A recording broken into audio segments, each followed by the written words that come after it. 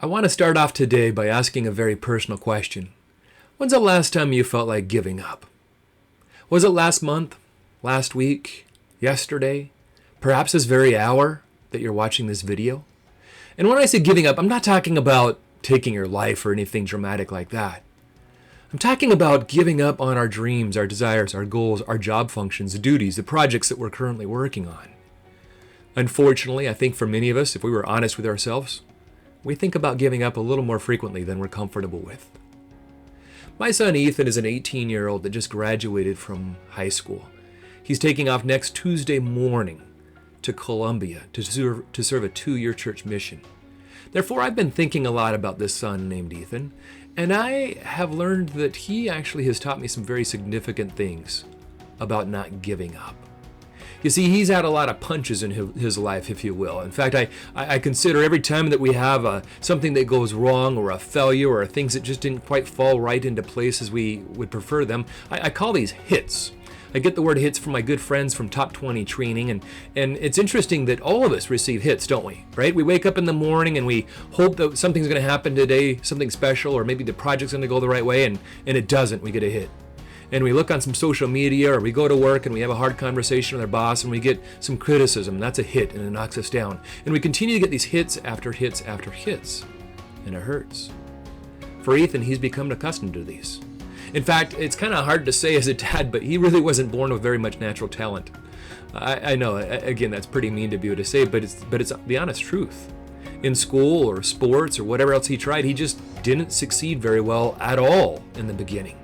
In fact, when you look at school, 4 different times he was tested for special education in the elementary years. People were wondering if he really did have some sort of disability because he was struggling so much.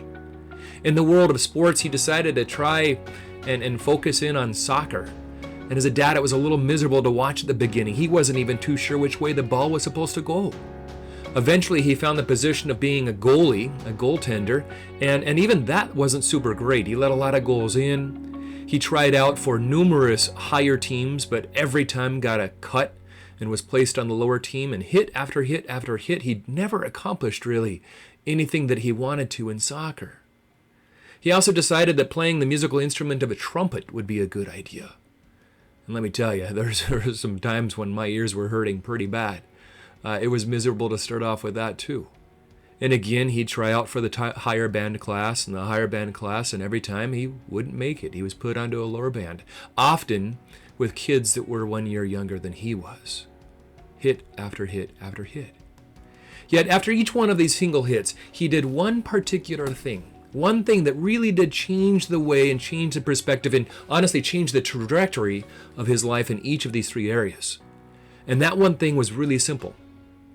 It was to stand back up. Every time that he was hit, he stood back up.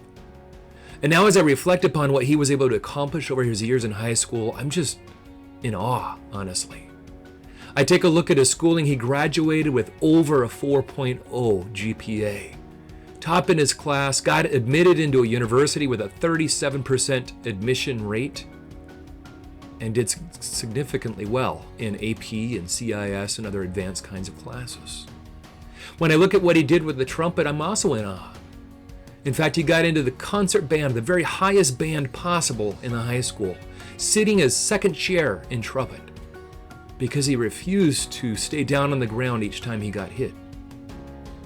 Similarly, things happened very well for him in the world of soccer. He continued to practice, continued to work, continued to have grit, continued to just push on and have perseverance. And sure enough, made the varsity high school team, played goalie for several of the games that he was in. And I just have to stand back and look at that and say, oh my gosh, what an incredible lesson he's been teaching me all of these years. Because in my life, I often feel like I get hit pretty hard. I remember serving as a school principal, and there would be days where I'd get a left jab with a parent coming in angry or upset about something that we did. I'd get a right hook coming in from a teacher that wasn't happy with the curriculum or maybe some disciplinary actions I took with the student. I'd get an uppercut too, and it would just hit after hit, and I'd fall down, and there were days when I didn't want to get back up. I didn't want to go back to work. I didn't want to continue on. But then I thought of my son Ethan, who just stood back up, and he continued on. So I too decided, let's stand back up. What about you? What kinds of hits have you been receiving in your life? What kinds of things keep knocking you down? Are you getting back up? Are you willing to stand back up and continue to fight the good fight? I know it's difficult. I know it's hard. I know it's relatively not easy for us to be able to do so. But I tell you, the rewards of it are definitely worth it. When I think about standing back up, there's kind of 3 different things that come into my mind that help me. Number 1, it's my purpose. What am I really about? What am I trying to accomplish? What drives me? What is the why that I have in my mind? Why do I want to do what I'm doing? Why do I want to get up? Simon Sinek said this: when we work hard for something we don't care about, it causes stress. When we work hard for something that we love, it's called passion. So what's your passion? What's your why? What purpose would you have on continuing to stand back up? Number 2 is perspective. Thinking about this in the right kinds of perspective, recognizing that it is through the difficulties and challenges in life, it's through the struggle that we gain the greatest degree of growth. I recall when I was in high school and college, when I was a high school and college cross-country and track runner, so I ran a lot of miles. And there were many, many days, many, many workouts where I'm at the mile 5 or 6 or 7 or 8, and I'm just huffing along, like really having a difficult time wanting to give up in the middle of the run or the workout that we're doing. But I persevered on, right? Because I knew there was a bigger perspective. There was a bigger picture that I was working at. There was something that I was trying to aim for, and that obviously was the races that I'd compete in. And here's what's really interesting is I'd go to these races, and some of these races I'd win.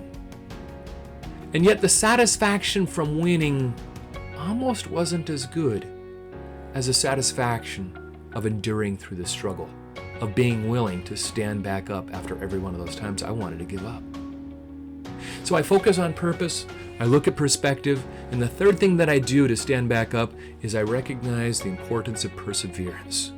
I take things one day at a time. There are many days where I've struggled in leadership positions and I wanted just to give up. The challenges were great, the stresses were high. Sometimes people didn't even like me very much. And what did I do? I couldn't really grasp this whole entire thing and thinking long-term at all because that would oftentimes cause anxiety or maybe even depression. Instead, I just looked at one more day. Could I go back in tomorrow and try a little harder, do a little bit better, be a little happier, build stronger relationships? Forget about the future. Let's not really look way down the perspective line because that might be a little scary for us. Can we endure just one more day? I tell you, ladies and gentlemen, that simple philosophy has brought me along in a lot of places, in leadership positions, in building this business, in helping me out as a parent. Just one more day. Can we do one more day? And what we recognize is actually we can. And we can do another one after that, another one after that, another one after that. We have, as humans, the capacity to continue to stand back up. We have the ability to have tremendous degrees of perseverance. And when we do so, again, the payoff is huge. Realize that champions are only recognized in the ring. There were so many more things that they did to get there. And the same thing will go for us. It is in the daily struggle, the hits that continue to knock us down, and the determination we have to stand back up, where life's journey is the greatest, the sweetest, and the most pleasurable. So ladies and gentlemen, no matter what's hitting you today, no matter what's knocking you down, no matter how many times you're thinking about giving up, let's stand back up. Thank you for listening. I hope you've enjoyed this message. Have a fantastic rest of your day.